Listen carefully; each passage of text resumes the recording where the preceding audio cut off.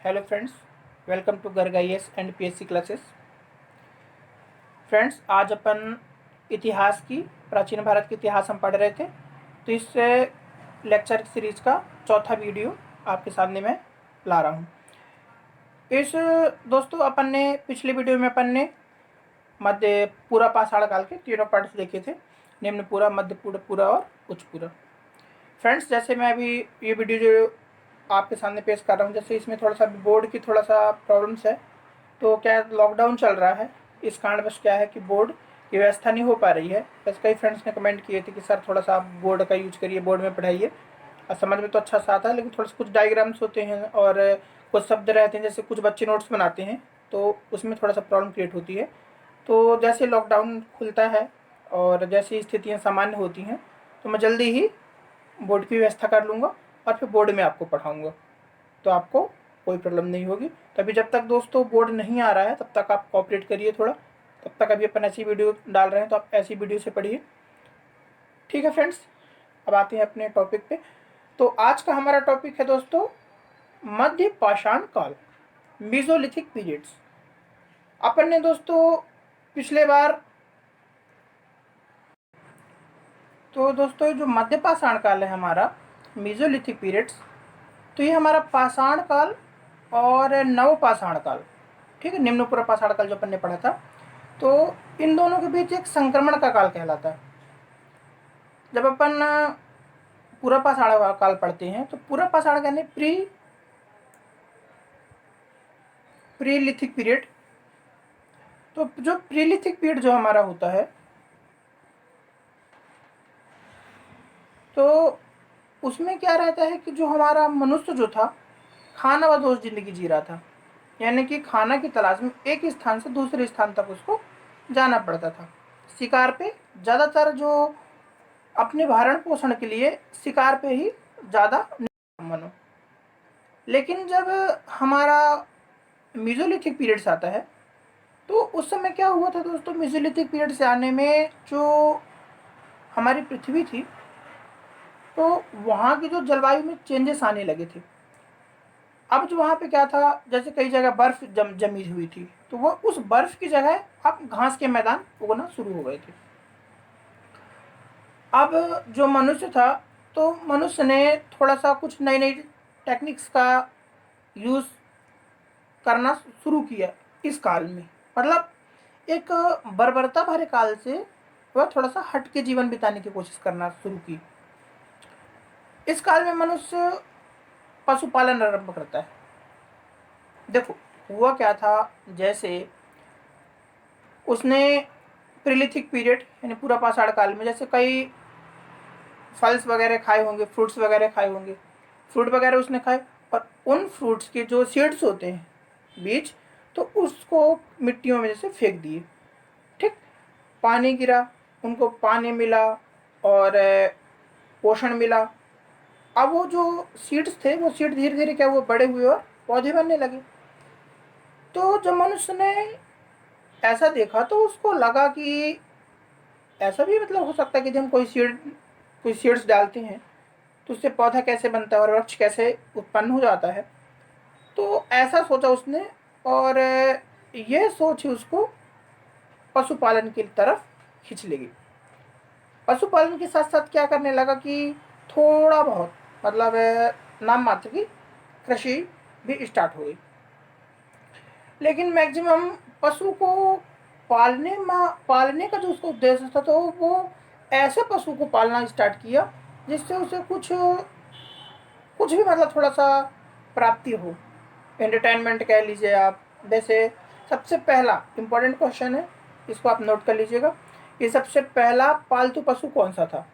तो पहला सबसे पालतू पशु था हमारा डॉग, ठीक है, इसको हम कुत्ता ही बोलते हैं। तो कुत्ता हमारा क्या था, सबसे पहला पालतू पशु। कुत्ता करता क्या था, तो उसका काम इंटरटेनमेंट और दूसरी चीज़ रक्षा। जैसे क्या होता था, जैसे 4 लोग हैं कबीले में, ठीक है। अब 4 लोग में जैसे 2 लोग जा रहे हैं शिकार के लिए, अब 2 लोग हैं यानी लेडीज़ घर में, तो उनकी क्या करना, सुरक्षा करना कि हमारे काफिले में कोई आए नहीं। इसके बाद दोस्तों उसने पालन शुरू किया भेड़ बकरी का। अब भेड़ बकरी पालने का उद्देश्य उसका क्या रहा होगा? तो इसका उद्देश्य था दोस्तों कि भेड़ से उसको मिलता ऊन। और पहले जो था, जो आदि मानव था, तो छाल पत्ते ये लपेट करके अपने शरीर तन को ढकता था। लेकिन जैसे जैसे क्लाइमेट चेंज हुआ, जलवायु परिवर्तन हुआ, तो वैसे वैसे क्या हुआ, बर्फ हटी, वहाँ घास जमने लगी, उसको ठंडी का भी तो एहसास हुआ होगा। तो उसने भेड़ से ऊन निकालना स्टार्ट किया होगा ताकि उसको ठंड से बच सके, इसलिए उसने भेड़ पाला। बकरी पालने का उद्देश्य क्या था? दूध की प्राप्ति, उसको दूध और मांस दोनों की प्राप्ति। तो इस उद्देश्य से उसने पशुपालन स्टार्ट कर दिया। इस काल के दोस्तों जो मैंने कुछ आपको हथियार बताए थे, तो बेधनी, तक्षणी, ठीक है, और सारे कुछ तो थे, लेकिन दो तीन इंपॉर्टेंट आ रहे हैं। एक अर्धचंद्राकार था। अर्धचंद्राकार में क्या रहता था दोस्तों? चंद्र जैसे चंद्रमा की कलाएं रहती हैं, उस टाइप का एक हथियार। मैं सारे ग्रुप में डाल दूंगा, नाम लिख के आप देख लीजिएगा। अर्धचंद्राकार था। इससे क्या रहता था, जैसे अपन को कोई गोला पार्ट से उसको अपन को दो पार्ट में डिवाइड करना है तो आसानी से हो जाता था, तो अर्धचंद्राकार। दूसरा है दोस्तों इकधार। आपने तलवार देखी होगी, तलवार कुछ होती दो मुही तलवार, जैसे यदि हमारी तलवार थी, इसमें दोनों साइड क्या रहेगा, धार रहती है, लेकिन वो एक धार था, मतलब इसके एक पार्ट में। चाकू आप देखे होगे, आप चाकू यूज भी किए होगे। चाकू में क्या रहता है, एक पार्ट में रहती है ना धार जो रहती है, तो एक धार आया इसमें।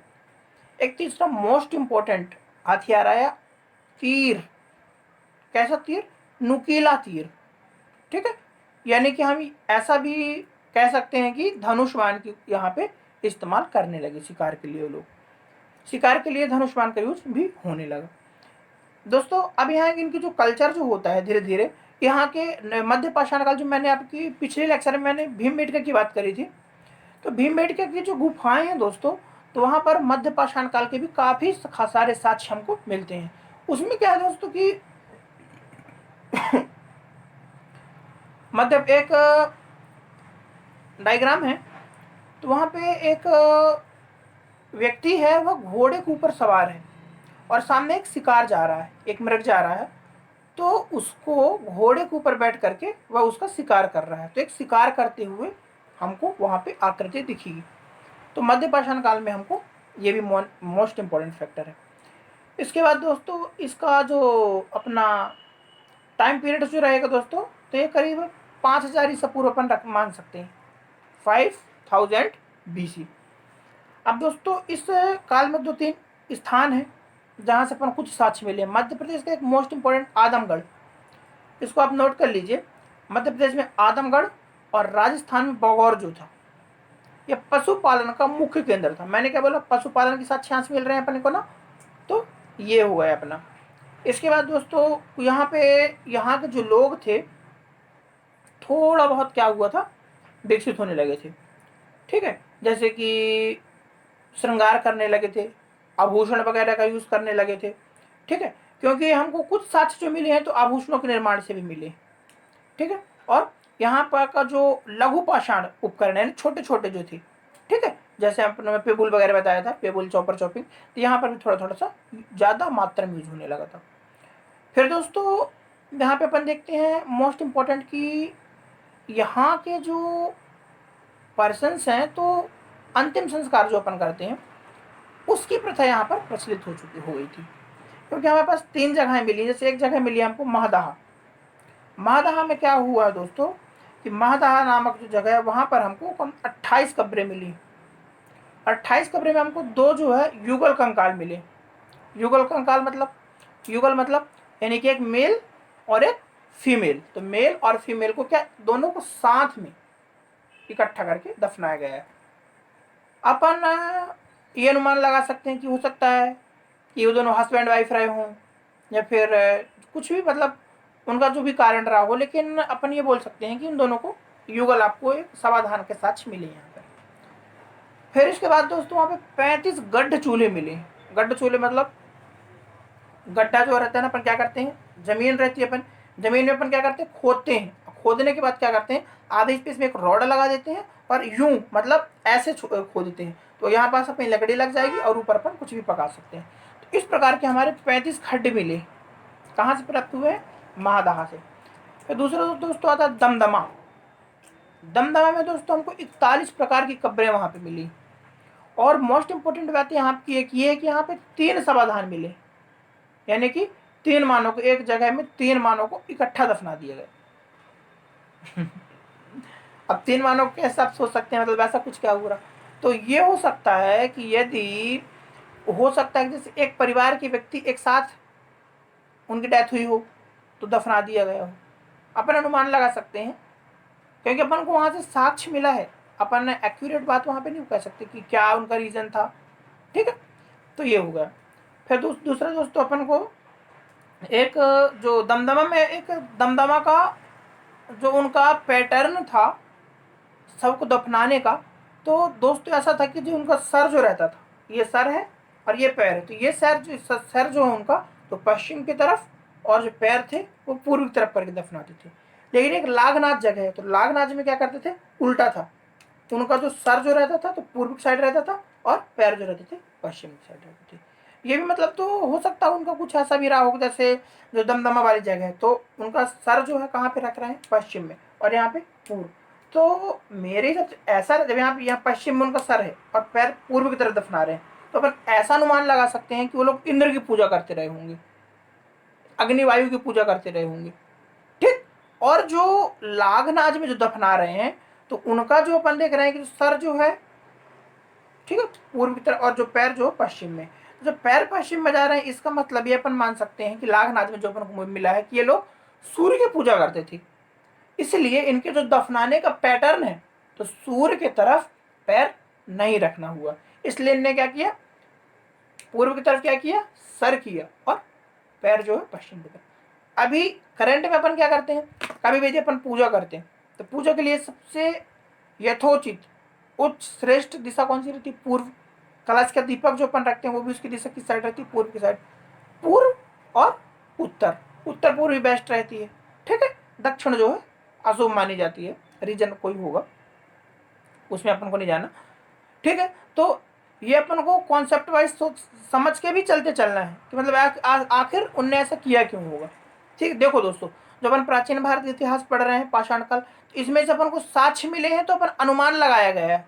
अभी तक इसका कोई लिखित प्रमाण नहीं मिला कि ऐसा होता ही रहा होगा, तो अपन अनुमान लगा के चल सकते हैं, एक्यूरेट बात अपन यहाँ पे कुछ नहीं बोलेंगे, ठीक है। तो दोस्तों अपन को इतना मिल गया। इसके बाद अपन यहाँ पे से लागनाथ हो गया, दमदमा हो गया और नवपाषाण, ये अपना जो है तीसरी जगह हमारी हो गई दमदमा, आदमगढ़ और लागनाथ। देखो अपन को एमपी में जो आदमगढ़ वाली जगह है उसको मोस्ट इंपॉर्टेंट करके रखना है, ठीक है दोस्तों। अब इस काल का जो मनुष्य था धीरे धीरे इसमें मानव कंकाल भी हमको प्राप्त हुए हैं, ठीक है। और इसके पश्चात सराय नहर जैसे हो गई, दमदमा, लागनाथ, सराय नहर में कुल 15 कंकाल प्राप्त हुए हैं, उतना इंपॉर्टेंट फैक्टर नहीं है। इसमें अपन को मोस्ट इंपॉर्टेंट जो फैक्टर मैंने बताया अपने को कि पशुपालन इंपॉर्टेंट था, इसमें स्टार्ट हो गया था, ठीक है। और लघु पाषाण काल मिल गए, मृतकों को अंतिम संस्कार की इसमें मेथड बताई गई, कुछ कब्रें प्राप्त हुई। तो ये हमारा मध्य पाषाण काल था। मतलब एक मनुष्य का जो सेकेंड पीरियड, फर्स्ट पीरियड में क्या हुआ, पूरे जो हमारा पूरा पाषाण काल जो था प्रीलिथिक पीरियड, ठीक है। तो पेलियोलिथिक पीरियड में हमारा क्या था, स्टार्टिंग थी मनुष्य की, वो अपनी दिनचर्या स्टार्ट कर चुका था। लेकिन जो हमारा मेजोलिथिक पीरियड आता है, तो मेजोलिथिक पीरियड में क्या होता है, मेजोलिथिक पीरियड में जो मानव जो रहता है तो मानव की जो गतिविधियां रहती हैं थोड़ा सा चेंजेस होती हैं, ठीक है। अपन ऐसे ही बोल सकते हैं कि थोड़ा थोड़ा उसमें मस्तिष्क का विकास भी आरंभ हो चुका था। जैसे जैसे उसके मस्तिष्क का विकास हुआ तो वह अपनी जो गतिविधियां कर रहा था तो गतिविधियों को एक नया नया आयाम देने की कोशिश कर रहा था, ठीक है दोस्तों। इसलिए जो हमारा मध्य पाषाण काल है, ठीक है, इसको मेसोलिथिक पीरियड जो बोलते हैं, तो हमारा नव पाषाण काल और पूर्व पाषाण काल इसका एक संक्रमण काल है, यानी इसके एक बीच की स्थिति है, ठीक है दोस्तों। तो उम्मीद है कि आपको मेरे लेक्चर आपकी समझ में आया होगा और आपको इससे कुछ सीखने को मिला होगा। तो दोस्तों इस वीडियो को हम यहीं पे समाप्त करते हैं, मैं अपने वीडियो को यहीं पर विराम देना चाहूँगा। अब हमारा जो नया वीडियो आएगा दोस्तों वो आएगा नव पाषाण काल, नियोलिथिक पीरियड का, ठीक है दोस्तों। ये वीडियो दोस्तों यदि आपको पसंद आया हो तो इसको आप लाइक करें, सब्सक्राइब करें और दोस्तों अपने फ्रेंड्स को शेयर ज़रूर से ज़रूर करें, क्योंकि दोस्तों मैं मानता हूँ कि आपकी स्थिति अच्छी है, लेकिन दोस्तों क्या पता किसकी स्थिति कैसी है, इस चैनल को, इस वीडियो के ऐसे ऐसे लोगों तक पहुंचाओ जो बहुत ज़्यादा प्रभावित हैं, जो पढ़ भी नहीं पा रहे बेचारे। उनको एक ऐसा प्लेटफॉर्म चाहिए जहां से वो आगे बढ़ सकें। इसलिए दोस्तों मैं पूरा ये वीडियो भी बनाता हूँ तो हिंदी में ही बनाता हूँ, तो इसमें गाँव को लोगों, लड़के जो है ना, गाँव के बच्चे, उनको अधिक से अधिक लाभ पहुँचे। ठीक है दोस्तों, तो मैं अब अपनी वीडियो को यहीं पे विराम देता हूँ। धन्यवाद।